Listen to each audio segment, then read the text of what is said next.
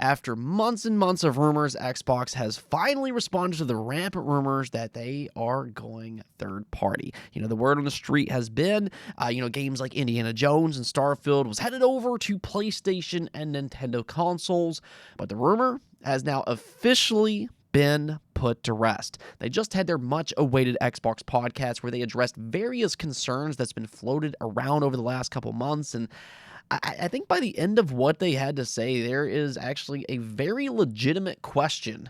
Did the internet just overreact to some of the rumors? I mean, okay, there was some truth to them, which we'll talk about that here in just a moment, but you can also make the case that some of the stuff that we've been hearing has been blown out of proportion, which, to be fair, this is not the first time that the internet ran away with an Xbox rumor and just really amplified it. My only thing about all that, though, is that I'm not necessarily opposed to some of the reaction that fans had. I think some people just went way too far with their reactions, at least let Microsoft have a chance to confirm what was said. But then there was also other people that was just giving their genuine feedback and concern. As I said a couple weeks back, if there was ever a time where fans needed to let their voices be heard, the time was then.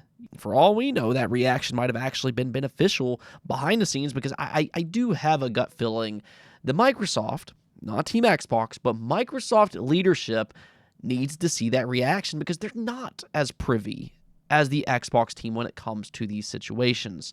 So I'm not really against the concern that fans showed online, but at the same time, I do feel like there was some people that might have jumped to conclusions a little bit too early. I kept emphasizing this, but almost every single report was kind of identical in a sense that Microsoft was, quote-unquote, considering certain games for other platforms, considering being the key word. Consideration does not mean something will for sure happen, but there was this foregone conclusion that a lot of people jumped to, and that's where things got blown out of proportion.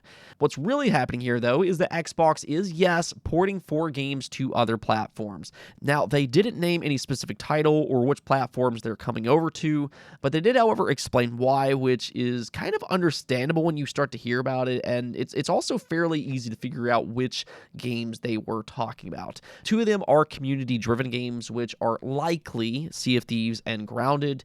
These are games that get consistent updates and are considered live service titles. They've pretty much maximized what they can do on Xbox consoles, and instead of just letting them die slow deaths, bringing them over to other platforms will give them new life.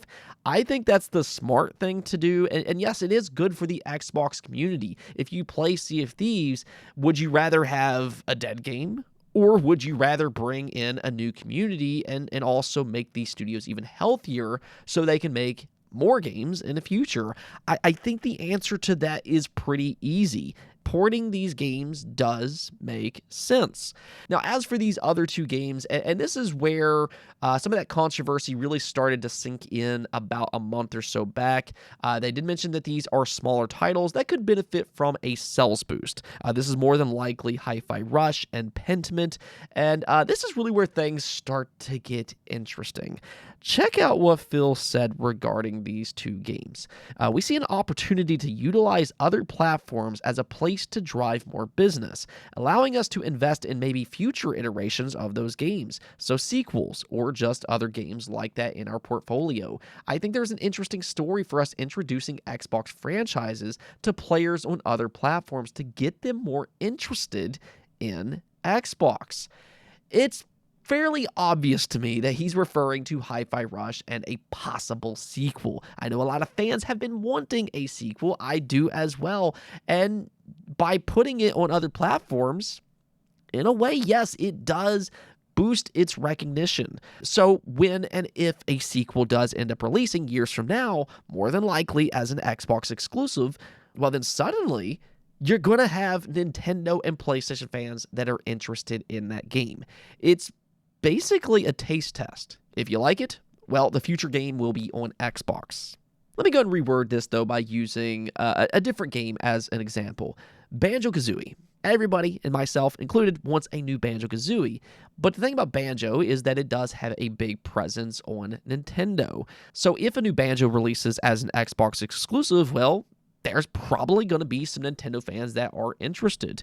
So that is actually a smart strategy that, again, benefits Xbox players in the long run. Hi-Fi Rush launched as an Xbox exclusive, and now it has an even better chance to have success with a sequel if it releases on other platforms.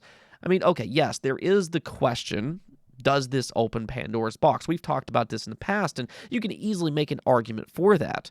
But at the end of the day, Xbox will have big-time exclusives. There are no plans to currently port games like Starfield and Indiana Jones. They will have future big-time exclusives like Hellblade, Fable, and Perfect Dark. And yes, they will also have more hardware. In fact, they actually confirmed their next Xbox console here. Now, I don't know about you, but that doesn't exactly sound like a company to me that's wanting to port all of their games to other platforms. Instead, what they said is that they're focusing on quote-unquote the largest technical leap ever seen in a hardware generation. Now, okay, that's a lot of buzzwords. I understand that. I'm sure PlayStation has a similar plan as well. But the point here is that Xbox is here to stay. They're not leaving the console business, and they're not going third party, despite what some people have been saying online. Yes, some smaller games or old live service games might eventually head over to other platforms. We can't rule that out, but is that really a bad thing in the grand scheme of things? In fact, I think that you could even flip this around and say that this means that they can take even more risks in the future. Let's not forget the importance of Pentant coming over to other platforms. This is a very small game, and Phil Spencer suggested that by putting one of these games on other platforms, more than likely Pentiment, this gives them a better opportunity to invest in smaller projects like that in the future. Now, unless you only want big AAA games and nothing else, I know I certainly don't, then I like that this gives them another avenue to ensure more games like this. That is one of the things right now that does make Xbox unique, is that they have all of these different size games. They're not just making big AAA games alone, but they also have a lot of these AA size games. They have some of these smaller projects like Pentiment. They're very unique in that sense, and that's something that a strategy like this can further support. Again, we can kind of talk about the Pandora's box and how that might keep people away from the Xbox platform. But in terms of just good quality games, this allows them to take more risks and really explore these franchises that might not necessarily garner 10 plus million units sold. Now, another big question that's been on a lot of people's minds, though, is in regards to Xbox Game Pass and their day one releases. Is that strategy a thing in the past? That is something that's been circulating online, and no, it absolutely is not. They confirmed and really emphasized that all of their first-party games will launch directly into Game Pass day one. So no, those benefits are not going away. You can rest easy, and maybe actually even better, because they also confirmed the Activision Blizzard games are coming over to Game Pass, starting with Diablo 4 on March 28th. So go and mark your calendar for that. And I thought it was kind of interesting that they only announced that one single game here. And I think maybe one reason for that is they're going to maybe release these games over time. And I think this is actually really smart. What we ended up seeing them do with Bethesda is that they just went ahead and dropped a load of games right out of the gate. But in reality, people just can't play all of those games at once. So I think the better strategy here is for them to release these Activision Blizzard games over a period of time, really give each game their own recognition month per month. Start off with Diablo 4, that's a huge title, and then work your way from there. I do, however, hope that Crash Team Rumble is one of the first games that they bring over. And the reason I say that is because I do feel like that game really needs new life. There is a passionate community that really likes Crash Team Rumble, but it's also a game that never really reached a wide audience. So I do kind of hope that they can get that into Game Pass sooner rather than later and give it a better future. Now, they also mentioned one other thing that really caught my attention here, and this centers on something that we all really care about, and that's the actual games. Matt Booty, which leads up their first-party games, interestingly said that they have more than 10 games from their first parties planned for 2024. He even teased their June showcase, so yeah, we got confirmation for that, and he said that they might be able to talk about some of those games there. So when I heard that, I started to think about some of the stuff that they already have confirmed for this year. They have Avowed, Hellblade 2, Indiana Jones, Diablo 4's expansion, a new Call of Duty is pretty much inevitable, Flight Sim 24, and then there's also Towerborn. So that makes 7 different games, but even with that still leaves 3+ games that they haven't confirmed yet. Now, I do kind of wonder if he's talking about their fiscal year, and if that's the case, this will run all the way to March of 2025. So do kind of keep that in mind, but it does sound like they do have some unannounced games planned to announce this year at that possible June showcase. So, this really is a big year for Xbox, which is kind of amusing in the sense that, just 24 hours ago, you think about this, people were talking about Xbox's death. They're going third party. This is the end of Xbox as we currently know them. And then here we are today, and they just announced that they have 10+ games coming this year alone. That's pretty impressive for a brand that's apparently dead. I don't know, though. This entire Xbox fiasco just got so out of control online, and, that's really the crux of this situation. Now, we can point the finger at Xbox because, they didn't say anything sooner to stop the rumors. Maybe they could have stopped it in its tracks. But even after today, I can't tell you how many posts I've read that's criticizing Xbox for doing a podcast event instead of a press release. Some people are acting like nothing of importance was said here, and okay, to a degree, that's true because people, blew things out of proportion. But the problem here is that they needed to do a podcast to be as clear and concise as possible. Because really, no matter what Xbox says, there are going to be people out there that will twist their words and make articles out of it.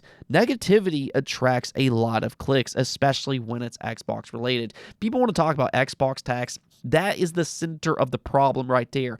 People like to click on negative Xbox articles. You have people who hate Xbox, and then you also have Xbox fans that clicks on those articles to defend Xbox. It's just this really vicious cycle, and that's why there's so many places that really likes to hammer on those Xbox topics. It just draws a lot of attention.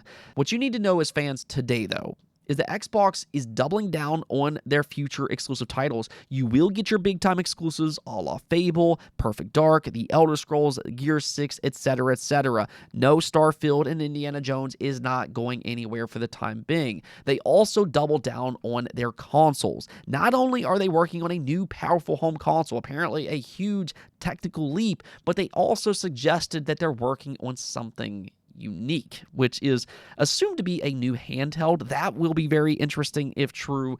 And yes, they also double down on Xbox Game Pass. You will get your day one first-party games. That's not going to change. So I think with all of that in mind, we've kind of addressed whether or not people overreacted to the rumors. People absolutely did. No, not everybody will like this new Xbox strategy. I'm not trying to say that they will, but I think the reasoning that Xbox gave today, at least in these situations, was understandable. And there are benefits that this can bring to Xbox players specifically, as we already talked about.